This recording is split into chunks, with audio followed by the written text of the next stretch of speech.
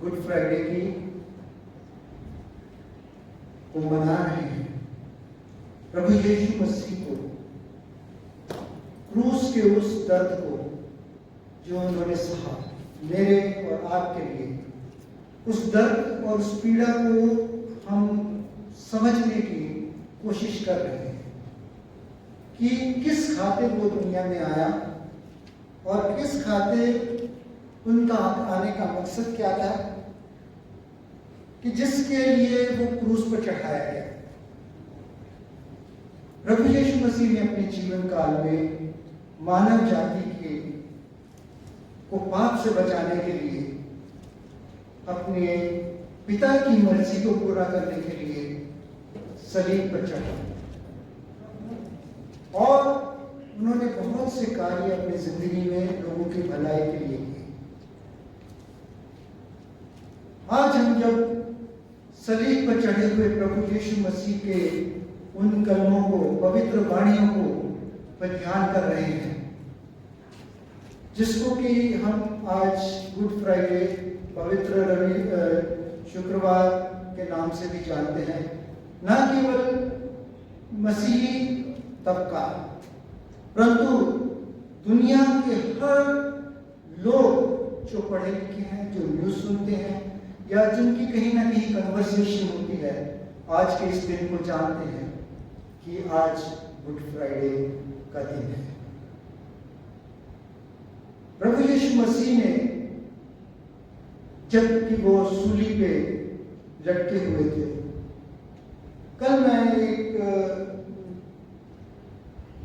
WhatsApp में देख रहा था कि उसने उनके कीलों के बारे में, कीलें कितनी बड़ी थी, उन्होंने जो ताज पहना था वो कांटेदार, उसके कितने कांटे उनको चुभे, उनके शरीर पे कितने जख्म थे, उनके शरीर से कितना लहू निकला, उन्होंने किस किस चीज का अनुभव किया, बहुत सी चीजें उसमें लिखी हुई थी।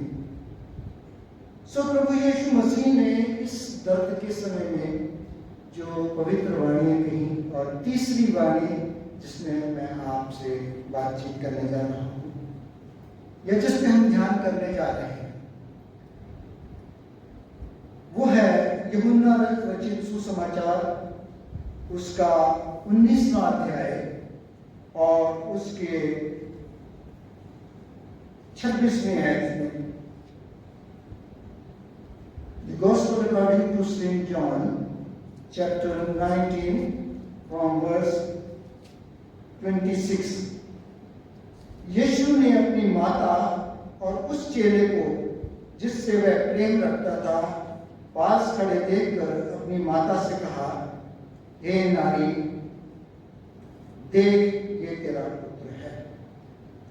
और लिखा है आगे, तब उस चेले से कहा, ये तेरी माता है। और उसी समय से वह चेला उसे अपने घर ले गया। हमें बाइबल के अनुसार जो निर्गमन की पुस्तक है, उसमें 10 आज्ञाओं का वर्णन है।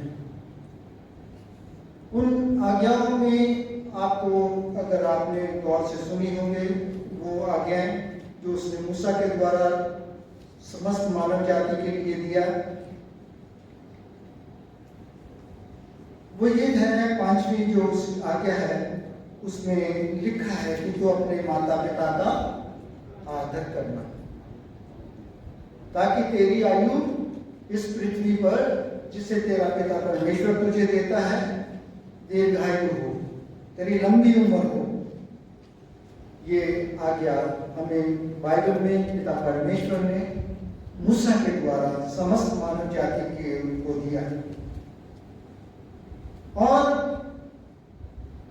आज जब हम न्यूज़पेपर में, टेलीविजन में, रेडियो में, खास करके अखबारों में इस चीज का बड़ा, कई बार बहुत मुझे दुख लगता है कि लिखा होता है कि उसने अपनी माता को छोड़ दिया, माता पिता से कोर्ट कचहरी में झगड़ा, घर के लिए, जमीन के लिए, जायदाद के लिए, पैसे के लिए अपनी माता और पिता को कोर्ट कचहरी में घसीटते हैं और उनके लिए वृद्धाश्रम, ओल्ड एज होम जैसी जगहों में इंतजाम कर दिया जाता है। हम ऐसे लोगों पे गौर करें तो वो ऐसे लोग हैं जो अपने माता पिता के ऋणी नहीं हैं। वो अपने माता या पिता को जो उन्होंने बचपन में उसे पाला, अगर माँ वो गीला होता था बिस्तर में तो माता उसको सूखे कपड़े पहनाती थी। वो जरा सा रो देता था, माँ उसको भोजन या दूध का इंतजाम करती थी। वो उसको चोट लग जाती थी तो माँ उसको बहलाने, फुसलाने या उसके ट्रीटमेंट में उसका ध्यान देती थी। और बच्चा जब बड़ा हो गया तो वो अपने माता पिता को आज्ञा से दूर रहने लगा। प्रभु यीशु मसीह के जीवन काल में हम देखते हैं कि जब से वो बड़े हुए या बचपन से अपने माता पिता के साथ रहे, मंदिर में जाते थे जहाँ की प्रार्थना होती थी, जहाँ पर कि वो लोगों से बैठ के, शास्त्रियों के बीच में बैठ के वो बातचीत करते थे। कई बार तो वो भूल ही जाते थे कि मेरे माता पिता हैं। वो इससे इतने मगन हो जाते थे अपने स्वर्गीय पिता की इच्छा की बातों को या उसकी मर्जी को पूरा करने में कि वो अपने दुनिया की माता पिता को भूल जाते थे, पर वो कुछ समय के लिए। लेकिन माता और पिता का प्यार इतना होता था, वो रिश्तेदारों में ढूंढ रहे हैं कि यीशु मसीह कहाँ गए। वो दूसरों से पूछ रहे हैं, हम क्या आपने मेरा बेटा देखा है, क्या आपने हमारा बेटा देखा है। फिक्र थी कि कहाँ रह गया हो, पर पाया कि वो शास्त्रियों फरीसियों के साथ बैठ के मंदिर में बात कर रहे हैं।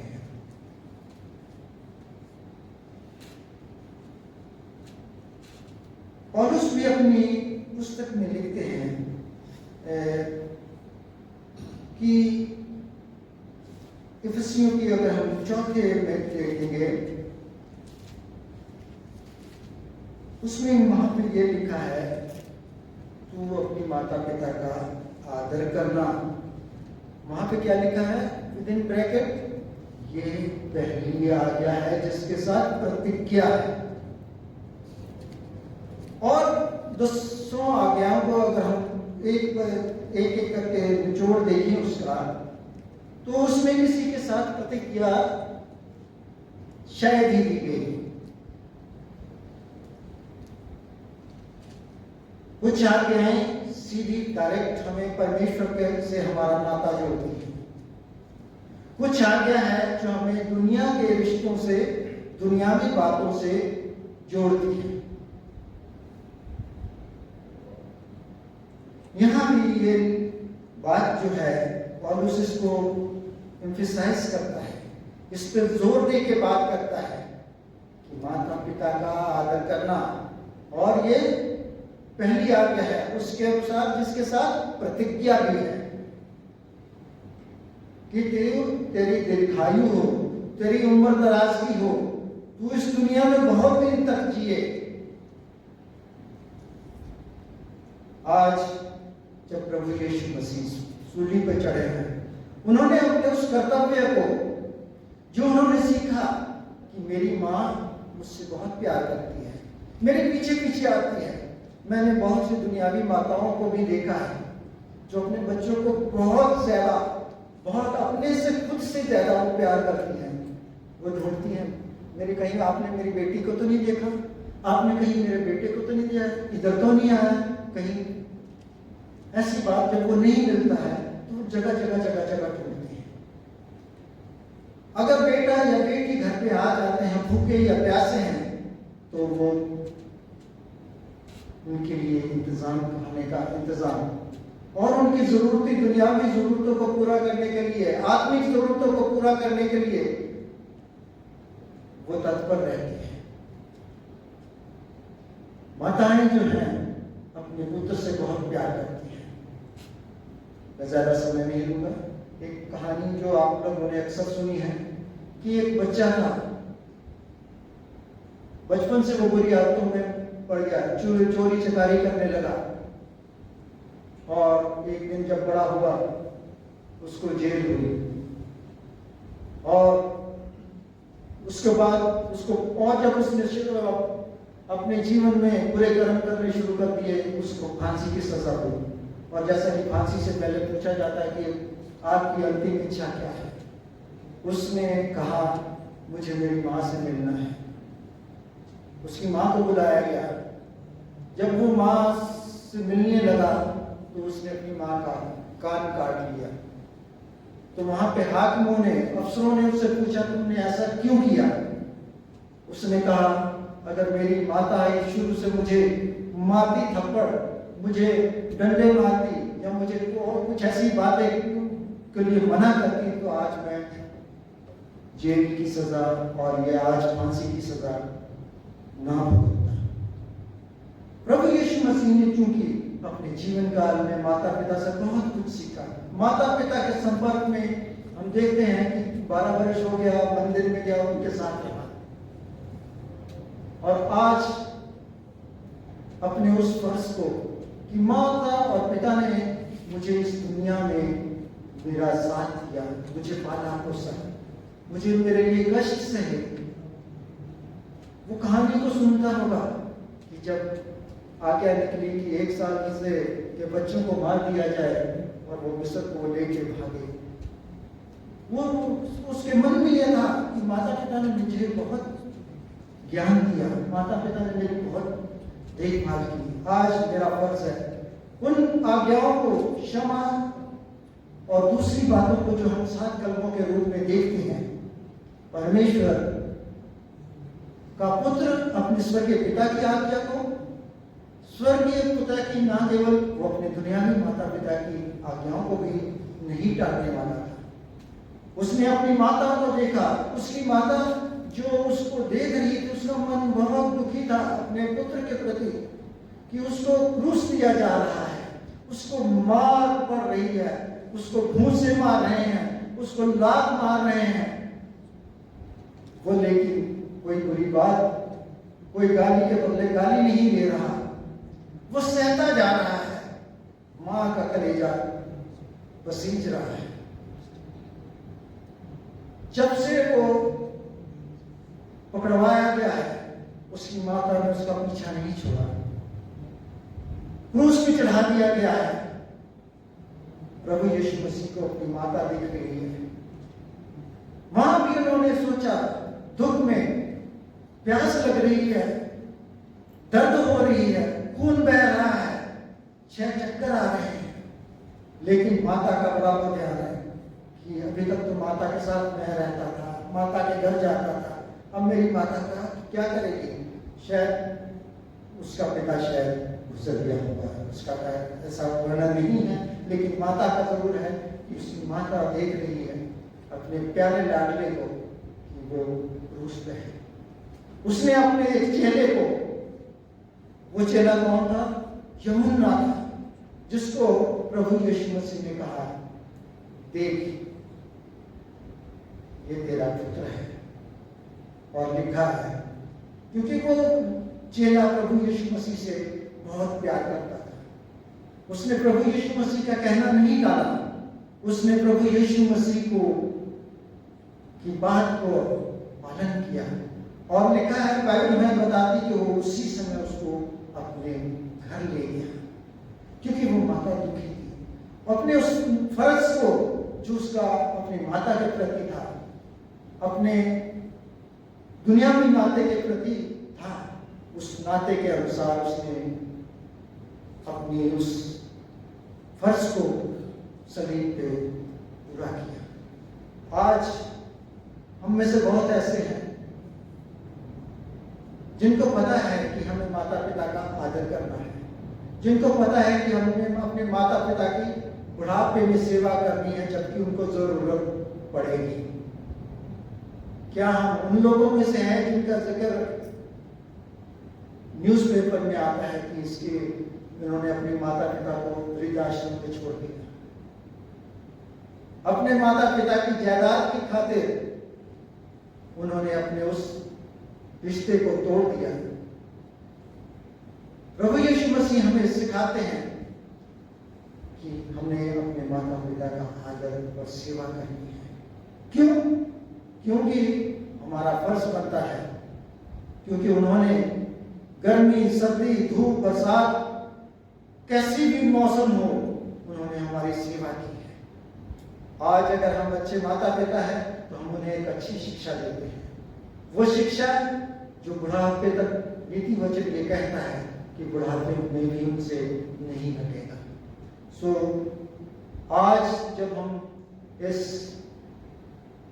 शुक्रवार में प्रभु यीशु मसीह को सलीब पर चढ़े हुए दिन, वो तो 2000 साल पहले वो वाक्य गुजर चुका है इस घटना को हुए, लेकिन हम आज उसको याद करते हैं, उसको मनाते हैं, उनकी शिक्षाओं को, उनकी दिए हुए वचनों को कि उन्होंने क्या कहा था। आज अगर हम प्रभु यीशु मसीह के अनुयायी हैं, उसके चेले हैं, तो हम अपने माता पिता को हमेशा उसकी आज्ञा अनुसार उनकी देखभाल करेंगे। परमेश्वर ये करे कि हमें भी ऐसी हिम्मत दे कि हम अपने माता पिता को छोड़े ना, अपने माता पिता को त्यागे ना, परंतु परमेश्वर के उन वचनों के अनुसार उस आज्ञा को जिसके साथ प्रतिज्ञा की है और जिसको प्रभु यीशु मसीह ने हमें एक उदाहरण के रूप में दिखा दिया कि आज जब वो दुख सह रहे हैं, कष्ट सह रहे हैं, फिर भी उन्हें यह ध्यान है कि हम अपने माता पिता को कभी ना भूलें और हमेशा उनकी सेवा और खिदमत करते रहें, तो हमारा स्वर्गीय पिता भी इन बातों से बहुत ही खुश होंगे। आइए हम प्रार्थना करें। हे स्वर्गीय पिता परमेश्वर, जबकि आपको हम आज याद कर रहे हैं, आपके उन दिए हुए 7 वाणियों को, 7 कलमों को जो आपने सूली पे मेरे जीवन के खातिर, मुझे बचाने के लिए, मुझे सिखाने के लिए कि आगे जीवन में मैंने कैसा मसीही जीवन व्यतीत करना है, और ये कि वैसा ही स्वभाव रखो जैसा प्रभु यीशु मसीह का था और उस कहते हैं, उस पर हम आचरण कर सकें। अपने माता पिता को हमेशा याद रखें, दुनियावी और रूहानी तौर से जिन्होंने हमें पाला पोसा और बड़ा किया है, हम भी अपने शारीरिक माता पिता को और उसके साथ अपने स्वर्गीय पिता परमेश्वर को भी किसी तरह से दुखी ना करें।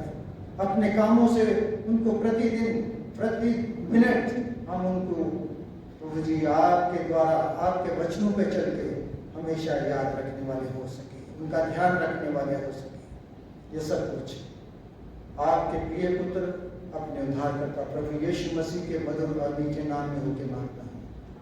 आमीन। धन्यवाद।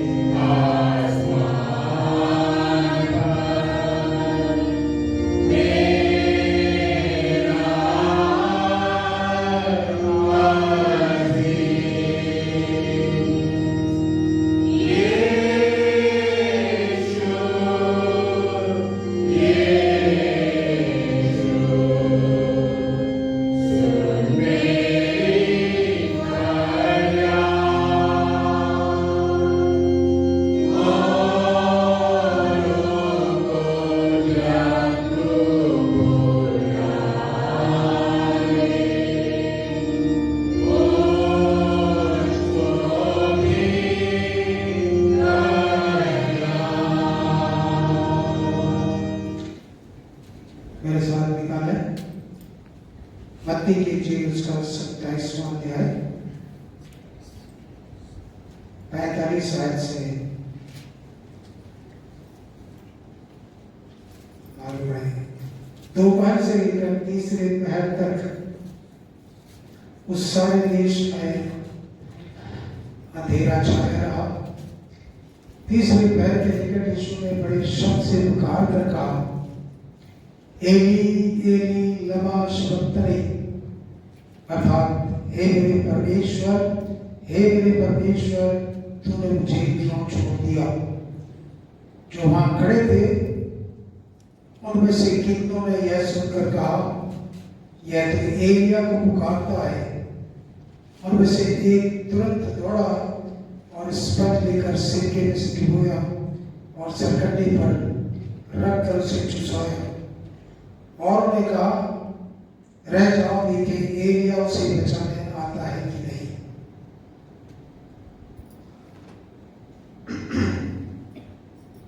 यीशु नासरी भी कलोनी के कुछ में है। 9 बजे से 12 बजे तक वो इसी प्रकार से लटके हुए हैं और उस बीच उन्होंने जो सहा है उसके लिए उनका जिक्र बहुत ही बड़ा था। उस तकलीफ को, उस पीड़ा को उन्होंने उठा लिया और यहाँ पर गुलगुता नामक जगह पे जब ये सब लज्जाजनक बातें हो रही थी, खोपड़ी की जगह ये कहलाती थी और जगह पे कोई भी जाना पसंद नहीं करता था। ऐसी जगह पे खुदा यीशु को मौत मिलती है और यदि हमें मौत मिलती है तो हम अच्छी जगह दफनाए जाते हैं, अच्छी जगह की व्यवस्था हम करते हैं। पर ये खोपड़ी की जगह है जहां पर परमेश्वर को, अपने बेटे को देखना पड़ा कि कैसी भयानक जगह है जहां पर खुदा जो मेरा बेटा है उसको तकलीफ दी जा रही है। ये हम सबों के लिए बहुत ही लाजमी है।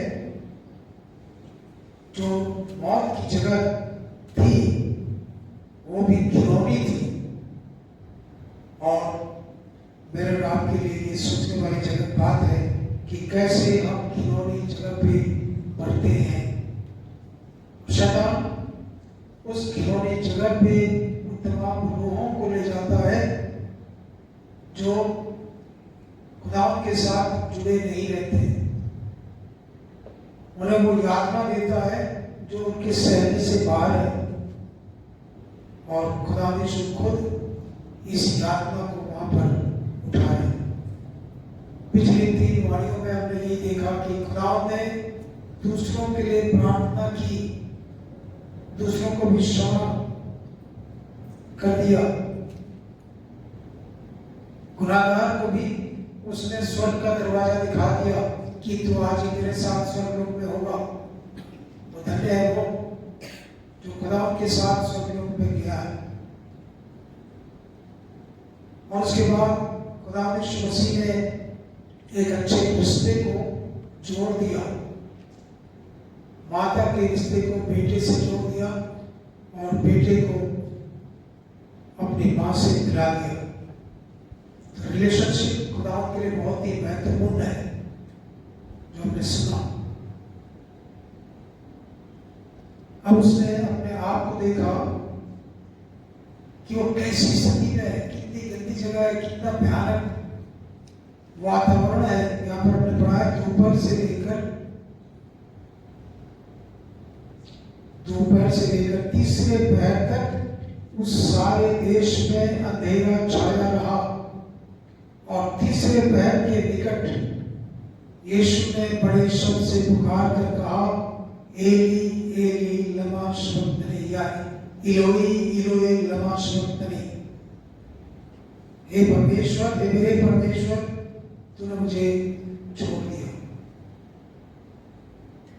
और लोग क्या कहते हैं कि देखिए ये एलिया को पुकारता है, वो मुझसे बचाने के लिए आता है कि नहीं। और ये सब यहूदी कह रहे हैं जिन्हें एली शब्द का अर्थ मालूम है, इलोई शब्द का अर्थ मालूम है, एल शब्दाय का अर्थ मालूम है। परमेश्वर को पहचानते थे, शास्त्रों में लिखा था, फिर भी ये झुठलाना चाहते हैं और कहते हैं कि ये एलिया को पुकारता है, देखें वो एलिया आता है कि नहीं। जानबूझकर किसी चीज को हम गलत तर्जुमा करते हैं तो उसका भी दर्द है।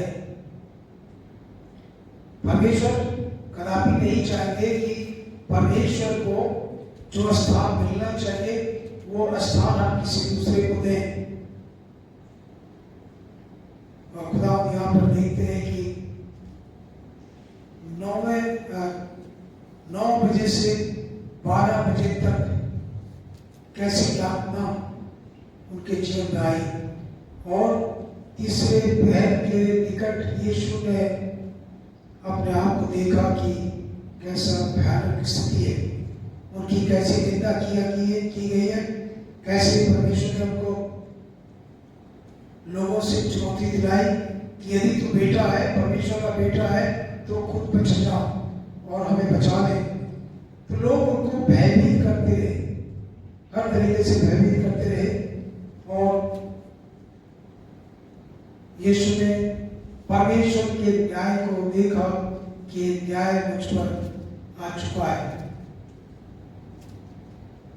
मत्ती 2:2 में हम पढ़ते हैं कि खुदा यीशु मसीह का जब जन्म हुआ था उस वक्त बहुत बड़ा उजियाला चमका था और खुदा यीशु मसीह के आमद की घोषणा की गई थी। एक एक्स्ट्रा ऑर्डिनरी रोशनी वहां पर मिली थी।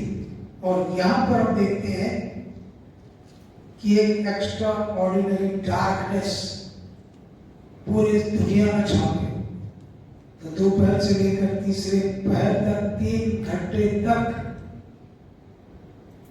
पूरा अंधेरा है। और ऐसा मालूम पड़ता है कि कभी हमने रोशनी नहीं देखी, ऐसा अंधेरा।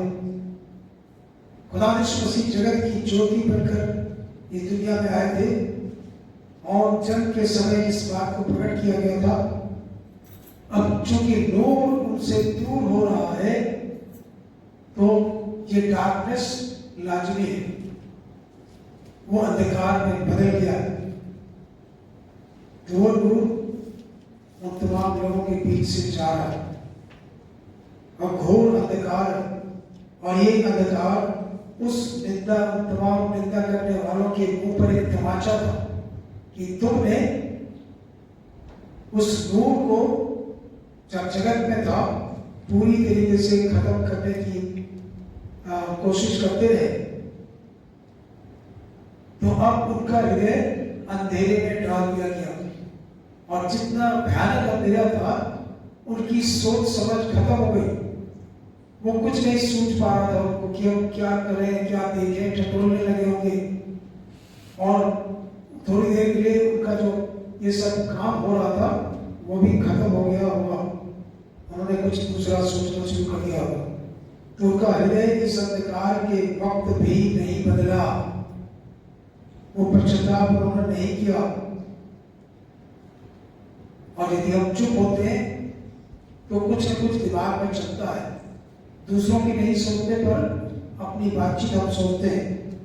तो उनके हृदय में एक संदेह उभरने लगा कि ये अंधेरा क्यों कर हो गया। और जब अंधेरा खत्म हुआ और फिर से धीरे धीरे सूरज की रोशनी उनके ऊपर आने लगी तो उनका हृदय फिर कठोर हो गया। जैसे फिरौन बादशाह को तमाम विपत्ति परमेश्वर ने दिखा दी, हर विपत्ति के बाद वो नम्र होता था और उसके जैसे विपत्ति खत्म हो गई वैसे उसका मन कठोर हो जाता था।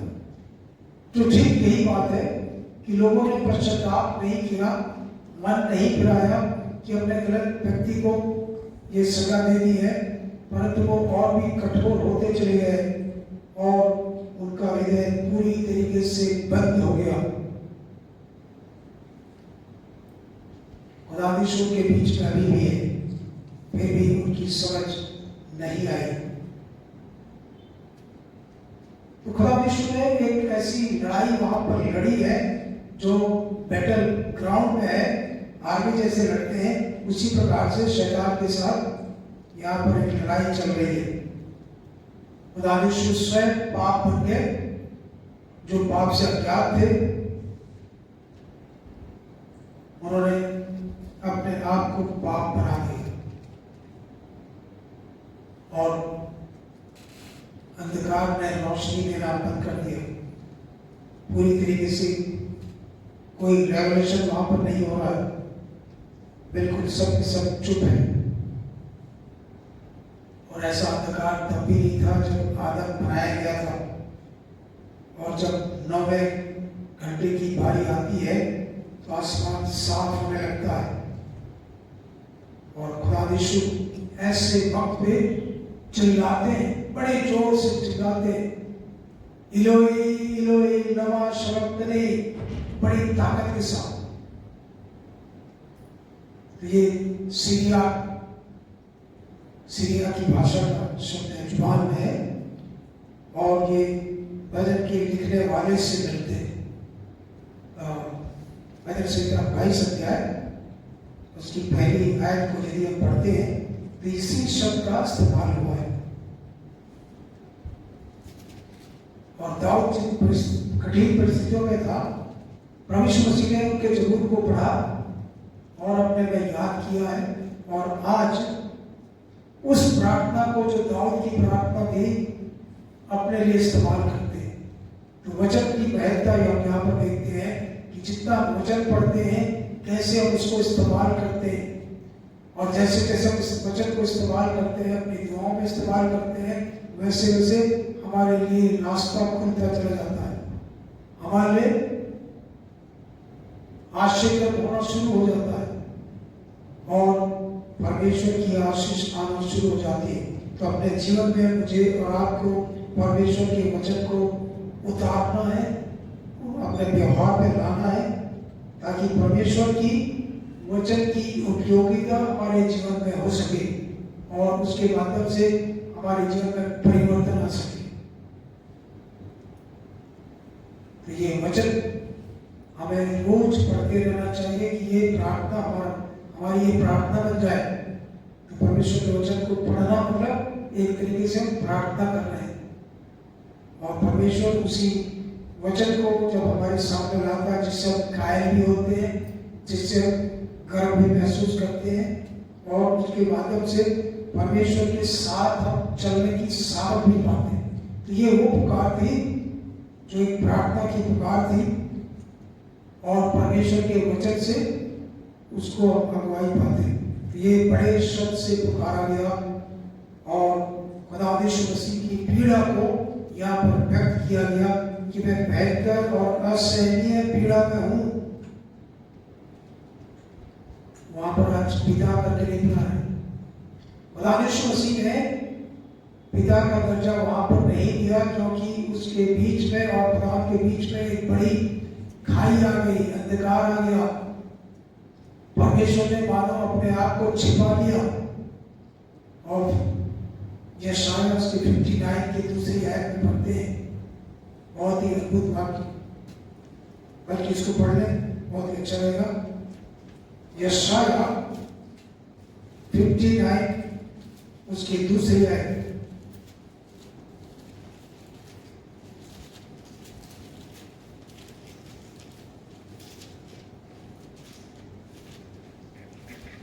किसी भाषा में जल्दी से निकालें। परंतु तुम्हारे अधर्म के कामों ने तुमको तुम्हारे परमेश्वर से अलग कर दिया है, और तुम्हारे पापों के कारण उसका मुंह तुमसे ऐसा छिपा है कि वह नहीं सुनता। तुम्हारे अधर्म के कामों के कारण परमेश्वर ने अपना चेहरा छिपा लिया। मेरे और आपके जीवन में यदि अधार्मिकता आ जाएगी तो परमेश्वर वहां पर जो स्वधर्मी है, जो पूरी तरीके से पवित्र है, वो हमारे साथ सहयोग नहीं करेगा, हमारे साथ कोई तालमेल नहीं रखेगा। और यही चीज खुदा के और परमेश्वर के बीच में आ गई। और खुदा के बीच में यदि अंधकार आ गया तो जरूर परमेश्वर ने अपनी पवित्रता को पहला स्थान दिया और अंधियारे से किनारा कर लिया। और ये क्यों हुआ? क्योंकि खुदा यीशु मसीह ने अपने जीवन में केवल उन तमाम पापियों के बचने का उपाय किया था। तो उनके पाप खुदा यीशु मसीह ने स्वयं उठा लिए, उनको क्षमा करने के माध्यम से, उनको चंगाई देने के माध्यम से। उनमें से कई ऐसे रहे होंगे जिनको क्षमा किया गया और क्षमा पाने के बाद भी खुदा की उन्होंने बड़ाई नहीं करी, खुदा के साथ वो नहीं चले। ये सब चीजें खुदा के विपरीत होने लगी। तो पहली बार हम खुदा यीशु मसीह को देखते हैं कि उनको बेचैनी हुई है। पहली बार वो खुदा यीशु ने परमेश्वर को पुकारा है और पिता ने नहीं सुना। जिस परमेश्वर से वो हर वक्त सलाह लिया करते थे, हर वक्त तमाम बातों को बताते थे कि मैं ये करने जा रहा हूँ, परमेश्वर पिता तो मेरी मदद करना, और हर जगह वो कामयाब होते थे। परंतु आज खुदावन उनको पिता नहीं कहते हैं, परमेश्वर कहते हैं। क्यों? क्योंकि हमारे खुदावन के और यीशु के खुदावन के बीच में और पिता के बीच में एक पाप का शब्द आ गया और उस पाप की वजह से परमेश्वर का न्याय आ गया। पाप की मजदूरी मौत है। पाप परमेश्वर के साथ नहीं चल सकता। पवित्रता और पाप एक साथ मेल नहीं खाते हैं और यही वजह है कि इनके बीच में अलगाव, परमेश्वर के बीच में अलगाव को पैदा किया। यूहन्ना उसके 12वें अध्याय की 17 आयत में हम पढ़ते हैं कि अब मेरा जी व्याकुल हो रहा है, इसलिए अब मैं क्या कहूँ? हे पिता, मुझे इस घड़ी से बचा, परंतु मैं इसी कारण इस घड़ी को पहुंचा। अपने नाम की महिमा कर। और परमेश्वर ने उस वक्त खुदा की महिमा की थी। अपनी आकाशवाणी के द्वारा से जब 28 आयत में पढ़ते हैं, नहीं पढ़ते कि आकाशवाणी हुई कि मैंने उसकी महिमा की है और फिर भी करूंगा। परंतु गेत्सेमनी की बात पे खुदा यीशु मसीह जब व्याकुल थे, पीड़ित थे, उसी दर्द को वहां पर महसूस किया था उन्होंने, और वहां पर स्वर्गदूत उनकी सेवा के लिए भेजे गए थे। परंतु कलवरी के क्रूस पर कोई भी सेवा को नहीं पहुंचाई गई, कोई भी स्वर्गदूत की सहायता में नहीं मिली। और यही वजह थी कि परमेश्वर का, खुदा यीशु मसीह का चेहरा पूरी तरीके से अंधकार में ढक गया। न जाने उन्होंने कितने आंसू बहाए होंगे, कोई पहुंचने वाला नहीं मिला। तो जरूर बहुत गंभीर बात है। हमारे जीवन में यदि हमारे छोटी सी चिंगारी भी दिखाई देती है कि पाप की ज्योति इसके जीवन में चल रही है, तो परमेश्वर हमारी प्रार्थना कभी नहीं सुनेंगे। और यही मुझे और आपको सीखना चाहिए कि परमेश्वर पाप से मुझे और आपको अलग देखना चाहता है और हमें बिल्कुल भी सह नहीं सकता कि आप पाप में पड़े रहे। तो हमारे अपराध यीशु ने स्वयं कबूल किए कि मैंने ये गुनाह इनकी ओर से ले लिया और उसी का प्रायश्चित मैं कर रहा हूं कि ये आपकी संतान ठहरे, आपके द्वारा से ये बचाया जाए, और जिस पृथ्वी पर आपने इनको रखा है उस पृथ्वी में मेरी महिमा करें। तो परमेश्वर की महिमा न्याय से प्रकट होती है। यदि मैं और आप गुनाहगार हैं, परमेश्वर प्रेम तो करता है, परंतु न्याय का होना अति आवश्यक है। यदि उसने लिख दिया कि पाप की मजदूरी मौत है, तो पाप के लिए वो सजा बहुत है, उसको होना ही है। और तो खुदा यीशु मसीह में हमें सजा नहीं मिली, क्योंकि खुदा यीशु ने उस सजा को पूरा कर दिया। महायाजक बनकर अपने आप को बलिदान चढ़ा दिया। कलीसिया के जो चर्च जो उसकी दुल्हन है, उसके बदले में वो महायाजक का काम करता है और अपने लहू को वेदी पे छिड़क देता है और उसके साथ अद्भुत होता है। तो हमारे अधर्म के कामों के कारण यदि परमेश्वर दुखी हो सकता है, तो हमारे अधर्म को हमारे जीवन में बने रहने ना दें तो बहुत ही अच्छा होगा। और जिन्हें खुदा को अलगाव नहीं परंतु जोड़ने वाली आत्मा हमारे जीवन में डाला जाना चाहिए। ये खुदा की इच्छा है। रिकॉन्सिलिएशन, मेल मिलाप का सुसमाचार परमेश्वर ने हमारे लिए दिया कि हम उस अंधकार से निकलकर नूर में जाएं, उस अधार्मिकता से दूर होकर परमेश्वर की धार्मिकता को ग्रहण कर लें। और परमेश्वर की धार्मिकता खुदा यीशु मसीह में नजर आती है।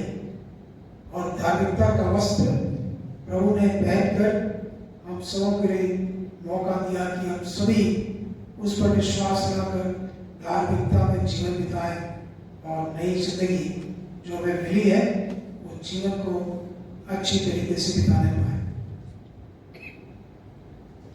तो मेरे रात के लिए यही संदेश ये है कि हम यीशु को देखें कि परमेश्वर ने स्वयं उसको छोड़ दिया। कल यदि मैं अपराध करता हूं तो परमेश्वर मुझे भी छोड़ देगा, मेरे जीवन में भी ऐसा ही अंधकार आ जाएगा और अपने जीवन की पुस्तक से मेरा नाम काट सकता है, क्योंकि हम उसके ईश्वरत्व में नहीं जी रहे हैं। तो वो डिवाइन स्पिरिट जो हमें डाली गई है हमारे बपतिस्मा के वक्त, जो परमेश्वर खुदा यीशु मसीह के नाम से हमारा मेल हुआ है, उस मेल को बनाए रखें, क्योंकि हमारे पाप ढांपे जा चुके हैं, क्योंकि परमेश्वर हमारे पापों को धो चुका है, अब उसको न दोहराएं और नए सिरे से खुदा को अपना जीवन अर्पण करके मसीह में एक नई जिंदगी की शुरुआत करें। तो हमारा जीवन, हमारा अंधकार में जीवन ज्योति स्वरूप बन जाएगा और मुझे आपको खुदा के पास जाने का मौका मिलेगा।